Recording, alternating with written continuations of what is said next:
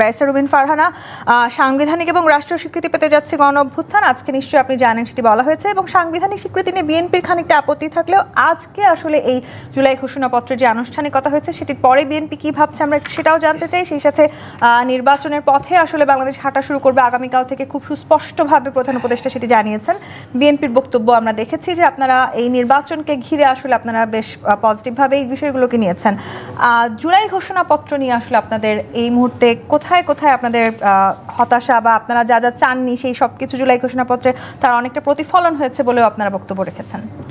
আপনাকে অসংখ্য ধন্যবাদ। আমরা সকল রাজনৈতিক দলেরই একটা প্রত্যাশা ছিল যে 5ই আগস্ট জুলাই ঘোষণাপত্র ঘোষণা করা হবে, এবং আজকে মাননীয় প্রধান উপদেষ্টা জুলাই ঘোষণাপত্র উপস্থাপন করলেন। সেখানে আমাদের 47 থেকে শুরু করে তার পরবর্তী বাংলাদেশের অভ্যুদয় পর্যন্ত যতগুলো স্মরণীয় ঘটনা আছে তার সকল কিছুর উল্লেখ আছে, এবং বাংলাদেশ পরবর্তী সময়ে সিপাহী জনতার বিপ্লব, 90-এর গণ অভ্যুত্থান এবং 2006-এর যে 111 গভর্নমেন্ট এবং তার ধারাবাহিকতায় শেখ হাসিনা সরকারের অধীনে 3টি ভয়াবহ নির্বাচন, এই সকল কিছুই ঘোষণাপত্রে উঠে এসছে। কিন্তু আমাদের মূল ফোকাসটা মূলত আমরা রেখেছিলাম যে আমরা আশা করছিলাম আজকের এই অত্যন্ত স্মরণীয় একটি দিনে প্রধান উপদেষ্টার কাছ থেকে নির্বাচনের ব্যাপারে আমরা পজিটিভ কিছু শুনতে পাই কিনা, এবং আমরা অত্যন্ত আনন্দের সঙ্গে লক্ষ্য করলাম যে উনি নির্বাচনটি তারিখ না বললেও সময়টি স্পেসিফিক করে দিয়েছেন, এবং আগামী বছর রমজানের আগে, সুতরাং ফেব্রুয়ারির 12-13 তারিখ বা 15 তারিখের মধ্যে আমরা আশা করতে পারি একটি নির্বাচন হতে যাচ্ছে। এবং এই নির্বাচনটিকে ঘিরে মানুষের প্রত্যাশা অনেক অনেক বেশি। পলিটিক্যাল পার্টিগুলোর তো প্রত্যাশা আছেই, এর বাইরেও সাধারণ মানুষ, ধরুন আজকে বাংলাদেশে যে নাগরিকের বয়স 40, সেই মানুষটি বাংলাদেশে কখনো ভোট দিতে পারে নাই। আজকে বাংলাদেশের যেই নাগরিক জীবনের মধ্য পর্যায় পর্যন্ত এসছে, সেই মানুষটি অপেক্ষা করে আছে, সে তার পছন্দের প্রতিনিধিকে নির্বাচন করতে চায়। নট নেসেসারিলি সেটা বিএনপি হতে হবে কিংবা এনসিপি হতে হবে কিংবা জামাতি হতে হবে, যেই দলকে তার পছন্দ সে যেন তার পছন্দ অনুযায়ী প্রার্থীকে ভোট দিতে পারে। জামাত যেটি বলছে যে এই নির্বাচন, যে সেই নির্বাচন যদি আসলে বিচার এবং সংস্কার ছাড়াই হয়, সেখানে আসলে হয়তো সেই আপনারা যে প্রতিফলন চাইছেন, নতুন বাংলাদেশ চাইছেন, সেটি সম্ভব নয়। দেখুন, বিচারের প্রশ্নটিতে আমি একজন আইনজীবী হিসেবে বলি, এটা তো একটা দীর্ঘ প্রক্রিয়া। বিচার মানে কি? এফআইআর দায়ের থেকে শুরু করে অ্যাপেলেট ডিভিশনের রিভিউ পর্যন্ত অনেকগুলো ধাপ, এবং এই প্রতিটি ধাপ অতিক্রম করে বিচারের শেষ পর্যন্ত গিয়ে শাস্তি কার্যকর করা পর্যন্ত যদি আপনি একটা বিচার প্রক্রিয়া ধরেন, তাহলে সেটা কয়েক বছরের আগে সম্ভব নয়। সুতরাং এই কয়েক বছর কি বাংলাদেশ অনির্বাচিত সরকার দিয়েই চলবে, অন্তর্বর্তীকালীন সরকার দিয়েই চলবে? এই প্রশ্নটা তো থাকে।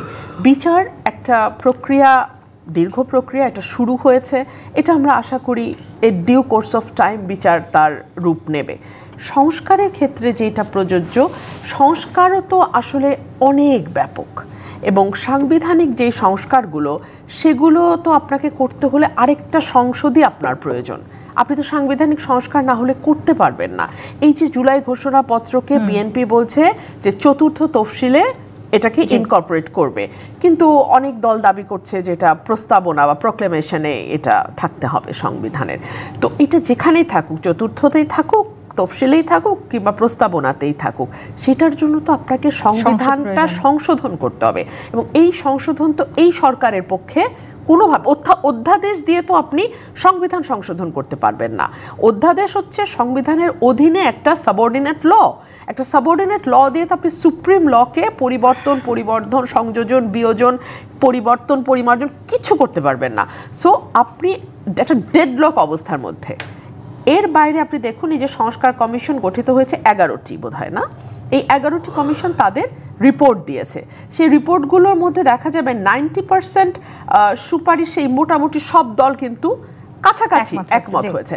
সো ওই কাজগুলো কিন্তু এখনই শুরু হয়ে যেতে পারে, এটাতে তো কোনো অসুবিধা নাই। কিছু ক্ষেত্রে বিভেদ থাকবে রাজনৈতিক দলগুলোর মধ্যে, সেটাও আসলে খুব স্বাভাবিক। আপনি 100টা বিষয়ে সকল পলিটিক্যাল পার্টি 100 ভাগ একমত হবে, তাহলে তো আর আলোচনার প্রয়োজনই পড়তো না, বা দলগুলো আলাদা আলাদা হওয়ারও দরকার ছিল না। এরপরে যেহেতু নির্বাচনী ট্রেনে ওঠার আমরা আসলে এক ধরনের আভাস পেয়েছি, সুস্পষ্ট আভাসই বলা চলে, আমরা এই বিভেদ দূর হবে কিনা সেটি নিয়েও আসলে আমরা জানতে চাইবো। আমি আব্দুল হান্নান মাসুদ আপনার কাছে আসি।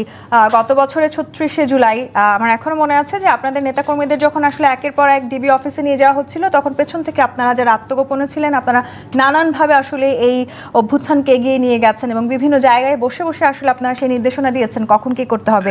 সেই সময়টাতে আসলে যে প্রত্যাশা নিয়ে আপনারা আন্দোলন করেছিলেন, নির্ভয়ে আন্দোলন করেছিলেন, সেই বৈষম্য আজকে এই ঠিক এক বছর পরে এসে নতুন এই ৩৬শে জুলাইতে দাঁড়িয়ে কি দূর হয়েছে বলে মনে করেন, নাকি আসলে এখনো বৈষম্য আছে এবং তারই প্রতিবাদ স্বরূপ আজকে আপনি এই ঘোষণাপত্র অনুষ্ঠান বর্জনের ঘোষণা দিয়েছেন? প্রাথমিকভাবে একটা কথা বলবো, আমরা তখন নির্ভয়ে আন্দোলন করতে পারি নাই, ভয়ের মধ্য থেকে আন্দোলন করতে হয়েছে সাহসিকতা রেখে। আর এখন যে অবস্থা, আসলে আমাদের ৫ তারিখে জাস্ট হচ্ছে শেখ হাসিনাই পালিয়েছে, আর তার যে ব্যবস্থা রয়েছে, যে রাষ্ট্রীয় ব্যবস্থা রয়েছে সবগুলোই থেকে গেছে।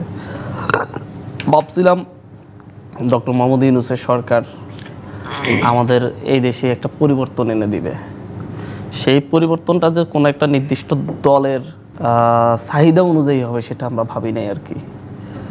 আজকে জুলাই ঘোষণাপত্র ঘোষণা করেছে, ধন্যবাদ জানিয়েছি সরকারকে।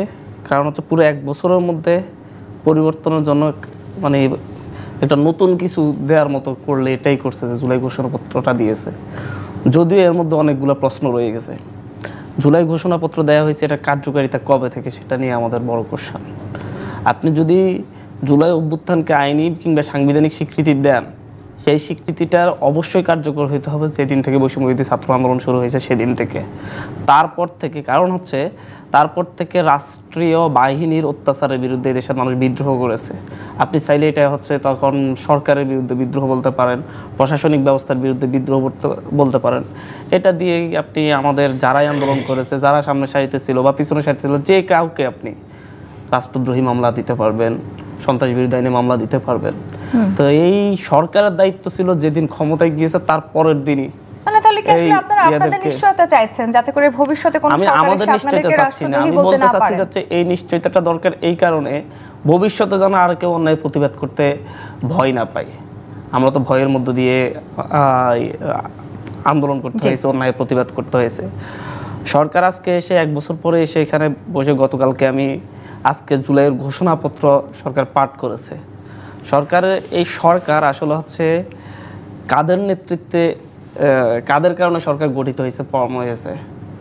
আমাদের একটা ১৫৮ জন সামনের সারির লিডার ছিল যারা নেতৃত্ব দিয়েছে একটা গণঅভ্যুত্থানের। তারা প্রত্যেকে আজকে সরকার এখানে ইনভিটেশন পায় নাই। বিভিন্ন দলের বিভিন্ন মতের মানুষ থাকতে পারে, বাট এরা নিজের জীবন বাজি রেখে শেখ হাসিনা পতন আন্দোলন করেছে এবং এই সরকার ফরমেশনে ভূমিকা রাখছে। এদেরকে দাওয়াত দেওয়া। তাহলে কি আজকে আপনার এই অনুষ্ঠান বর্জনের ১০০০ শহীদের কথা বলা হয়েছে, আমি বলছি লেজিটিমেসি পাইতে হলে সরকার যে ১০০০ শহীদের রক্তের বিনিময়ে, জীবনের বিনিময়ে সরকার ফর্ম হয়েছে, সরকার সেই ১০০০ পরিবারকে এখানে উপস্থিত করতে হতো। সরকার ৩০,০০০ আহতকে উপস্থিত করতে না পারলো, অন্তত ১০,০০০ আহতকে এখানে উপস্থিত করতে পারতো। তাহলে এই ঘোষণাপত্রটা লেজিটিমেসি পাচ্ছে নাকি পাচ্ছে না তারাই বলতে চাচ্ছে তারা কতটুকু সন্তুষ্ট। সরকার আমাকে সরকার ১৫৮, আমি সেটাই বলতেছি। সরকার এখানে মূলত একটা রাজনৈতিক সমাবেশ করতে চাইছে, সকল রাজনৈতিক নেতাদেরকে ডাকছে।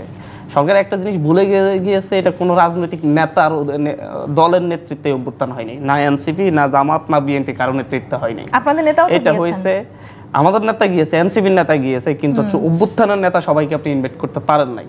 অভ্যুত্থানের যারা রয়েছে এবং শহীদ পরিবার সবগুলো আনতে পারেন নাই। সরকার প্ল্যান করে এদের কেন হচ্ছে, সরকার লেজিটিমেসি কে দিবে? শহীদ পরিবার এসে বলতে হবে না আমরা এই ঘোষণাপত্রে খুশি। আহত যারা হাত হারা, পা হারা, চোখ হারা আছে তারা এসে বলতে হবে আমরা এই ঘোষণাপত্রে খুশি। তারপর যে ঘোষণাপত্র লেজিটিমেসি পাবে। কিন্তু সেটা সরকার করে নাই। সরকার রাজনৈতিক সমাবেশ করেছে, বক্তব্য দিয়েছে, এটা গেছে কাগজে একটা আমার ৩ জোটের রূপরেখার কথা মনে আছে, এর কথা মনে আছে ঘোষণাপত্র। এটা যদি সাংবিধানিক স্বীকৃতি না পায়, এটা যদি হচ্ছে পরবর্তী সরকারের হাতে দেন, সরকার অনেক কথা বলে রাজনৈতিক সরকারগুলো।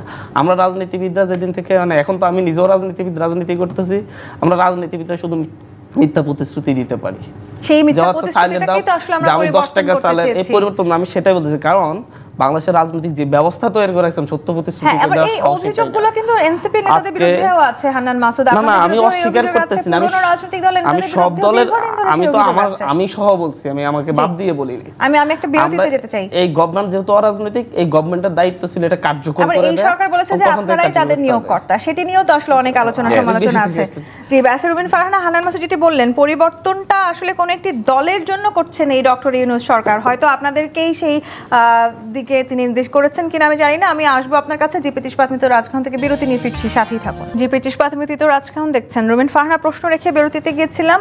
আব্দুল হান্নান মাসুদ যে অভিযোগ করেছেন যে পরিবর্তনটা আমরা এই 1 বছর দেখতে পেরেছি, সেই পরিবর্তনটা কোনো একটা রাজনৈতিক দলের জন্য করছেন ডক্টর ইউনূসের সরকার। আবার বিএনপি অভিযোগ করছে ডক্টর ইউনূসের এই সরকার এনসিপির কাজ করছে, বা এনসিপি আসলে ডক্টর ইউনূসের আশীর্বাদ পুষ্ট একটি দল। এখনো এই পাল্টাপাল্টি অভিযোগ। দেখুন, এনসিপির সাথে ডক্টর মোহাম্মদ ইউনূসের যেই বন্ধন, সেই বন্ধনটি বিভিন্ন সময়েই কিন্তু ফুটে ওঠে।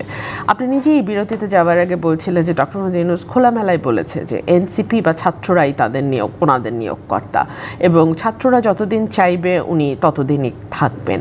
এর বাইরেও বিভিন্ন সময় আমরা লক্ষ্য করেছি ডক্টর মোহাম্মদ ইউনূস আলাদাভাবে কিন্তু এই দলটির ব্যাপারে তার সফটনেসকে প্রকাশ করেছেন। ধরুন, তিনি যখন বিদেশে একটি গণমাধ্যমকে সাক্ষাৎকার দিচ্ছিলেন, সেখানে তিনি বলেছেন যে আমি স্টুডেন্টদেরকে বলেছি দল করবার জন্য, কারণ তারা যদি দল না করে তাহলে জুলাইয়ের যে স্পিরিট সেটা নষ্টও হয়ে যেতে পারে। আবার স্টুডেন্টদের একজন প্রতিনিধি ছিলেন সরকারে, নাহিদ ইসলাম তো এখন এনসিপির মানে প্রধান। তার ব্যাপারে বা তাকে বিদায় দেওয়ার সময় আমরা লক্ষ্য করেছি যে ডক্টর মোহাম্মদ ইউনূসের যিনি প্রেস সচিব, তিনি বলেছেন আমরা ভবিষ্যতে প্রধানমন্ত্রী হিসেবে নাহিদকে দেখতে চাই। আবার সার্জিস আলম তার স্ট্যাটাসে লিখেছেন নির্বাচিত সরকারের প্রধানমন্ত্রী হিসেবে ডক্টর মোহাম্মদ ইউনূসকে দেখবার স্বপ্ন সার্জিসের অনেক দিনের। আমরা এর পরেও দেখেছি যখন তিনি পদত্যাগের সিদ্ধান্ত নিয়েছেন বা ভাবছেন বলে গুঞ্জন ছিল, তখন তিনি বেছে নিয়েছিলেন নাহিদ ইসলামকে সেই ব্যাপারটি শেয়ার করবার জন্যে। সো নানানভাবে যদি আপনি এগুলো মেলান, এবং মেটিকুলাসলি প্ল্যান্ড একটা ডিজাইন মুভমেন্ট, যেটার brain behind the movement Mahfuz Alam, যিনি এখনও সরকারের মধ্যেই আছেন, এবং সরকারের বাইরে এনসিপির যারা আছেন সরকারের সঙ্গে যুক্ত নন, এমন অনেকেই কিন্তু বিভিন্ন সময় প্রতিবাদ করেছেন, আলাপ তুলেছেন যে সকল কিছু হেয়ার রোড থেকে হয়ে আসে। একটা কমিটির সিদ্ধান্ত, দলের সিদ্ধান্ত, ভেতরের সিদ্ধান্ত, সকল সিদ্ধান্তই নাকি হেয়ার রোডের দিকে তাকিয়ে থাকতে হয়। বিএনপির যে আঙুল তুলছে এনসিপি বনানো রাজনৈতিক দল, সেটিও কি তাহলে এই মেটিকুলাসলি ডিজাইনের একটি অংশ বলে মনে করেন আপনারা? না, মেটিকুলাসলি ডিজাইন তো আমার কথা না, এটা তো কোনো দলেরও কথা না, এটা তো ডক্টর মোহাম্মদ ইউনূসের শব্দ, এটা তো আর আমাদের কথা না। এবং মেটিকুলাসলি ডিজাইনের ব্রেইন কে ছিল সেটাও ডক্টর মোহাম্মদ ইউনূসই ইন্ট্রোডিউস করে দিয়েছে, ওটা তো আর আমরা ইন্ট্রোডিউস করাইনি, বা আমাদের দলেরও কাউকে ইন্ট্রোডিউস করানো হয়নি। সো আমাদের কথা বা মানুষের পারসেপশন, ফর এক্সাম্পল টিআইবি তো বিএনপিও না, জামাতও না, কিংবা সিপিবি বাসদও না।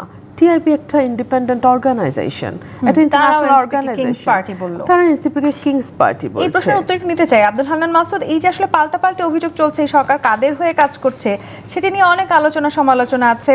মেটিকুলাসলি ডিজাইনড বলা হয়েছে এই পুরো ঘটনাটিকে। সেখানে আসলে যেহেতু আপনারা শুরু থেকে কাজ করছেন, এখন পর্যন্ত যা কিছু হচ্ছে আসলে কি সবকিছু মেটিকুলাসলি ডিজাইনের অংশ কিনা? আবার আজকের সাথে যদি আমি মিলাই, জুলাই সনদের মতো খুবই গুরুত্বপূর্ণ একটি আয়োজন, আপনারা শুরু থেকে এই জুলাই সনদের বা এই আজকের এই ঘোষণাপত্রের দাবিটি করে এসছেন। সেই দিনটিতে এনসিপির শীর্ষস্থানীয় নেতারা কক্সবাজারে ভ্রমণ করতে গেলেন, খুব চাঞ্চল্য সৃষ্টি করেছে আজকে এই ঘটনা। আজকের দিনটিকেই কেন আপনাদের নেতারা বেছে নিলেন এই ভ্রমণটির জন্য? প্রথমত হচ্ছে রুমিন আপা যে কথাটা বললেন, কিংস পার্টি বললেন, আসলে কিংটাকে আমি বুঝতে পারতেছি না। মানে কিং থাকলে তো কিংস পার্টিও থাকতো। কারণ ইউনূস স্যার কি হচ্ছে কিং হয়ে আমাদেরকে খুব অনেক বেশি প্রেফারেন্স দিচ্ছে, আমি তো দেখতেছি না। আমি মনে করতেছি এই জুলাইয়ের মানে হচ্ছে পরবর্তীতে সবচাইতে বেশি আমাদের সাথেই অন্যায় বিচার করা হয়েছে, এবং অনেক দাবি আমাদের, যেগুলো মেইনলি আমাদের সেফটির জন্য, এই দেশের সেফটির জন্য, ভবিষ্যতের জন্য সব প্রয়োজন ছিল। বিএনপি যেটা চাইনি সেটা হয়নি। বিএনপি যেভাবে চাইছে সেভাবে হয়েছে। আমরা বলছি যে হচ্ছে মৌলিক সংস্কার যেগুলো হবে এই সরকার করবে, অধ্যাদেশের মাধ্যমে করবে, এবং হচ্ছে পরবর্তী যে গভর্নমেন্ট আসবে সেই লিখিত দিবে, সে বাধ্য থাকিবে যে হচ্ছে সে এই সংস্কারগুলো মেনে নেয়, সংবিধান অন্তর্ভুক্ত করবে।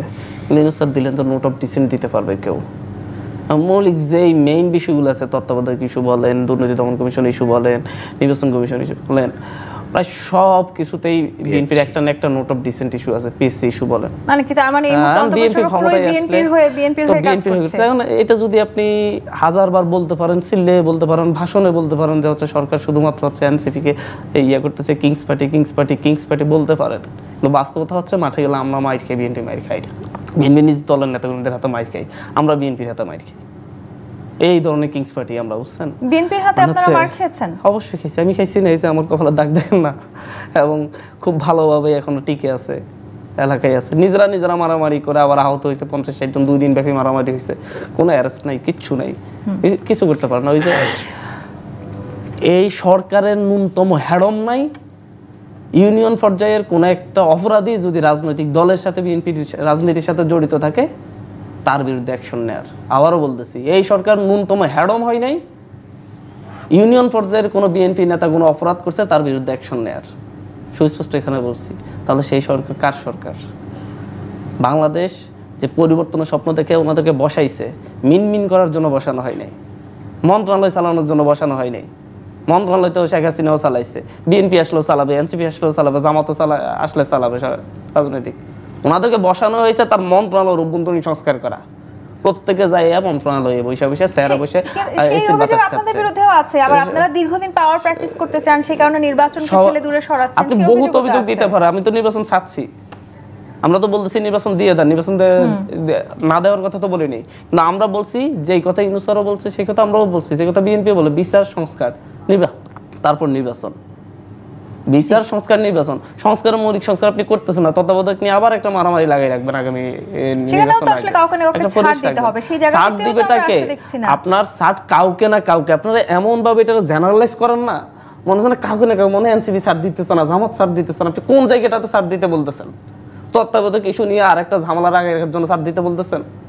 বিএনপিকে আমরা সার্ট দিচ্ছি যে এটা নিয়ে সংসদে নিয়ে আলোচনা হবে পরে, যে হচ্ছে এটা নিয়ে ফাইনাল ডিসিশন হবে না, তাহলে আপনি কোন সারটা বলছেন? আমি ডক্টর মোহাম্মদ আব্দুল মান্নান, বাংলাদেশকে বারবার সংঘাতের দিকে ঠেলে দেওয়ার জন্য আগেও আওয়ামী লীগ বিএনপি দায়ী ছিল, এখন এইবার তত্ত্বাবধায়ক সরকার ইস্যু, দুদক ইস্যু, পিএসসি ইস্যু ঝিয়ে রাখার মধ্য দিয়ে বিএনপি আবারও জাতিকে সংঘাতের দিকে ঠেলে দিচ্ছে। এটা হচ্ছে বাস্তবতা। কিছুর আসলে পাল্টাপাল্টি দোষারোপ দেখছি আমরা। ডক্টর মোহাম্মদ আব্দুল মান্নান এই যে 1-11 সংখ্যা প্রকাশ করেছেন আমাদের তথ্য উপদেষ্টা, সেটিও তো আসলে নানানভাবে আমাদেরকে এক ধরনের সংখ্যার জায়গায় নিয়ে যাচ্ছে, নানানভাবে চাঁদাবাজি কিংবা আগে আসলে যে ধরনের ঘটনা আমরা ঘটতে দেখেছি সেগুলোও আমরা করতে দেখছি। এনসিপির বিরুদ্ধে, বিএনপির বিরুদ্ধে, জামাতের বিরুদ্ধে, সবার বিরুদ্ধে অভিযোগ আছে। জামাত ইসলামী ও এনসিপিকে নানানভাবে এসব ক্ষেত্রে সহায়তা করেছে এই পুরো 1 বছর, সেই অভিযোগও আছে। আপনি তো বলতেই পারেন না, আমি বলছি না, সেটি নানানভাবে আসলে খবরে এসেছে, আমার ব্যক্তিগত বক্তব্য নয়। কোন একটা ইস্যুতে যখন এনসিপি আর জামাত একমত হয়, তখন যদি বলেন যে এনসিপি আর জামাত এক, আবার যে ইস্যুতে বিএনপি আর এনসিপি এক হয়, সেই ইস্যুতে কেন বলা হয় না যে বিএনপি আর এনসিপি এক হয়ে গেছে? হ্যাঁ, এক হয়েছে। আমি একটা কথা বলতে চাই, বাংলাদেশের তরুণ প্রজন্ম 54 বছরে আমাদের যে রক্তক্ষয়ী স্বাধীনতার মাধ্যম দিয়ে এই দেশ গঠিত হয়েছে, আমরা স্থায়ী রাজনৈতিক বন্দোবস্ত পাই নাই। শুধুমাত্র আজকে প্রধান উপদেষ্টার বক্তব্য থেকেও এসেছে যে নির্বাচন ব্যবস্থাকে কেন্দ্র করে বাংলাদেশে সবচেয়ে বড় বড় সংঘাত তৈরি হয়েছে, ক্ষমতার পালাবদলকে কেন্দ্র করেই এটা হয়েছে। বাংলাদেশ জামাত ইসলামী এটার একটা স্থায়ী বন্দোবস্ত চাই।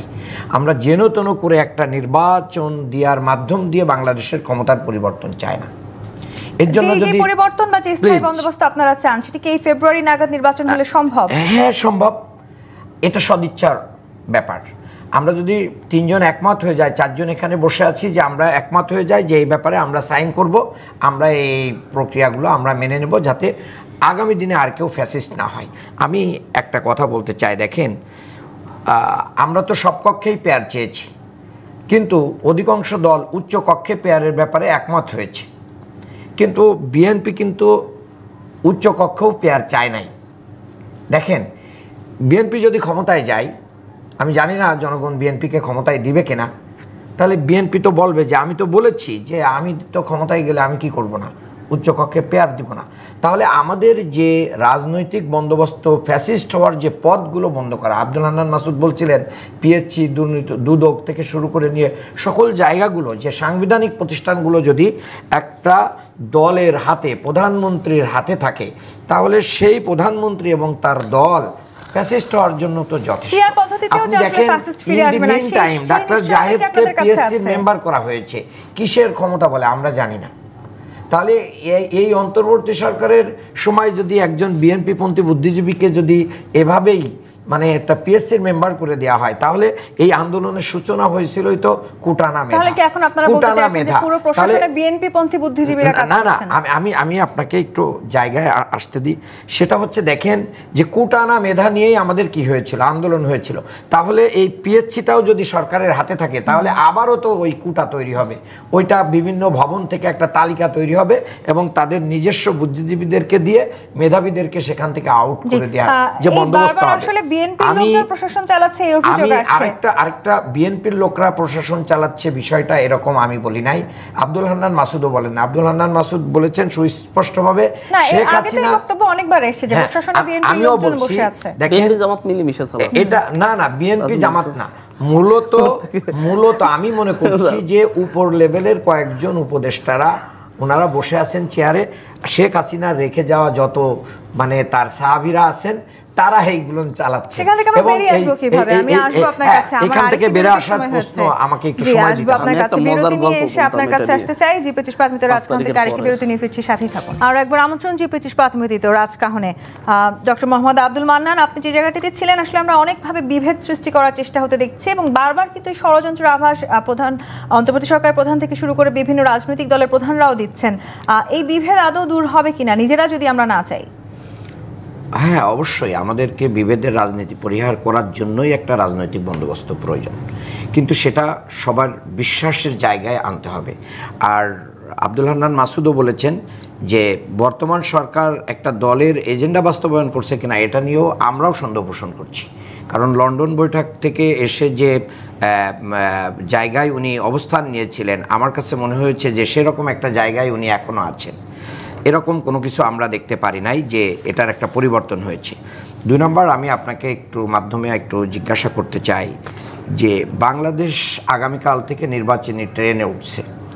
শুধু বিএনপি যদি তাদের প্রার্থিতা ঘোষণা করে 300 আসনে, এই বিএনপি কর্মীদের আভ্যন্তরীণ মারামারি সামাল দেওয়ার ক্ষমতা এই গভর্নমেন্টের আছে কিনা? যারা ইতিমধ্যে আপনারাও বোধহয় ঘোষণা করেছেন, প্লিজ, আমাদের আগেই ঘোষণা আছে, এটা নিয়ে আমাদের কোনো কোন্দল নাই। তা যারা 5ই আগস্টের পরে 100-150 মতো মানুষ যাদের আভ্যন্তরীণ কোন্দলে মারা গেছে, কয়টার বিচার হয়েছে, কয়টা বিষয়কে ওনারা টেক কেয়ার করতে পেরেছেন? অর্থাৎ আমি মনে করি যে এই হাসিনার পুলিশ দিয়ে, হাসিনার প্রশাসন রেখে ইউনূস সরকার বাংলাদেশের মানুষের ভোট অধিকার নিশ্চিত করতে পারবেন না। আবার ব্যালট বাক্স ছিনতাই হবে, আবার পেশি শক্তির রাজনীতি হবে, আবার কালো টাকার রাজনীতি। জামায়াত এবার কারা করবে ব্যালট বাক্স চুরি? কারা করবে? যাদেরকে কেউ কন্ট্রোল করতে পারবে না, এখনো কন্ট্রোল করতে পারছে না, যারা চাঁদাবাজি করছে, দখলবাজি করছে, বালু মহল দখল করছে, আভ্যন্তরীণ শুধুই বিএনপি বিরুদ্ধে না, আর কারা করছে? আর যারা করছে তারা তো ওন করতেছে এবং সে বিষয়টাকে কি করতেছে, জামাত ইসলামের সাথে চাঁদাবাজি দখলবাজির কোনো সম্পর্ক নাই। যারা 5000 মানে নিজেদের জনশক্তিকে 5000-এর অধিক জনশক্তিকে শুধু এই সমস্ত কারণে কি করেছে, গভর্নমেন্ট কি ইনিশিয়েটিভ নিয়েছে? অর্থাৎ এই গভর্নমেন্ট নির্বাচনী ট্রেনে উঠলে আগামী দিনে বাংলাদেশে আবার সেই হত্যার রাজনীতি শুরু হয়ে যাবে। ফারহানা, বিএনপি আসলে নিজেদের তৃণমূল পর্যায়ে পর্যন্ত নেতাকর্মীদেরকে কন্ট্রোলই করতে পারবে না যদি নির্বাচনী তফসিল ঘোষণা হয় বা 300 আসনে যখন আপনারা প্রার্থী দিবেন। এই অভিযোগ কতখানি সত্যি? একেবারেই সত্যি না। দেখুন, বিএনপি তার নেতাকর্মীদেরকে শুধু ওন করে নাই, তারা তাদের বিরুদ্ধে সর্বোচ্চ সাংগঠনিক ব্যবস্থা নিয়েছে। এটা আপনি যেমন জানেন, এটা বাংলাদেশের সকল মানুষ মোটামুটি যারা সচেতন সবাই জানে। আমার প্রশ্ন হলো সরকার কি করেছে? সরকার কেন এই যে হান্নান মাসুদও কিছুক্ষণ আগে বললেন যে অ্যারেস্ট নাই, কিচ্ছু নাই, সরকারের কোনো হ্যাডমও নাই যে বিএনপির ইউনিয়ন পর্যায়ের কোনো নেতা বা কর্মীকে সে অ্যারেস্ট করে বা তার বিরুদ্ধে ব্যবস্থা নেয়। বিএনপির নীতি নির্ধারণী মহল থেকে শুরু করে মিড লেভেল পর্যন্ত বিএনপির সকল নেতা কিন্তু একযোগে একবারে একসাথে খুব পরিষ্কার ভাষায় বলেছে আইন শৃঙ্খলা রক্ষাকারী বাহিনীর কর্তব্য হচ্ছে যেখানেই কোনো ফৌজদারি অপরাধ সংঘটিত হোক না কেন, সেটা মারামারি হতে পারে, সেটা চাঁদাবাজি হতে পারে, সেটা দখল হতে পারে, what ever be the case, অপরাধী যেই হোক, যেই দলেরই হোক, বিএনপির হোক আর জামাতের হোক আর এনসিপির হোক, তার ব্যাপারে সরকার যেন ব্যবস্থা নেয়। আমি গতকালকে একটা টক শোতে বলছিলাম যে এই সরকার কেন যেন প্রমাণের চেষ্টা করছে ফ্রম দ্য ডে ওয়ান, একদম প্রথম দিন থেকে এই দেশে পলিটিশিয়ানরা ভালো কিছু করে না, এই দেশে পলিটিশিয়ানরা ভালো না। এবং এটা প্রমাণ করতে গিয়ে দেখুন সরকার যেই ব্যবস্থা না নেয়া, বেশ অনেকগুলো জায়গায় ব্যবস্থা নেয়নি বলে আজকে এই অভিযোগগুলো আমার ভাইয়েরা করছেন। হান্নান মাসুদ একটু অভিযোগ করেছেন যে বিএনপি আর আওয়ামী লীগ আসলে একই ধরনের পরিস্থিতি হবে বাংলাদেশে। আশাটা বাদ দেন, আশা তো পরে, আসার আগে তো এখন তো নাই, এখন কি আছে বিএনপি কিন্তু আপনারা কি আদৌ একই কাতারে পড়েন? প্রশ্নই আসে না, কেন পড়ি না সেটাও আমি ব্যাখ্যা করব। আমি সেটা বলি না, বিএনপি আর আওয়ামী লীগকে আমি কখনো এক করব না। এক না, এটা বিএনপি অবশ্যই শতগুণ ভালো, আওয়ামী লীগ হতেই পারে না। আচ্ছা, এটা আমি কখনো বলবো না। হ্যাঁ সত্য, কিন্তু আমার কথা হচ্ছে সরকার তো আছে, সরকার কেন ব্যবস্থা নিচ্ছেন? আপনার মনে থাকবে সরকারের একজন উপদেষ্টা একদিন মুখ ফসকে বলেছিলেন যে পলিটিশিয়ানরা কি করেছে, এত বছর তো তারা ছিল ক্ষমতায়। এটাই হচ্ছে সরকারের মনোভাব, এটাই সরকারের অ্যাটিটিউড।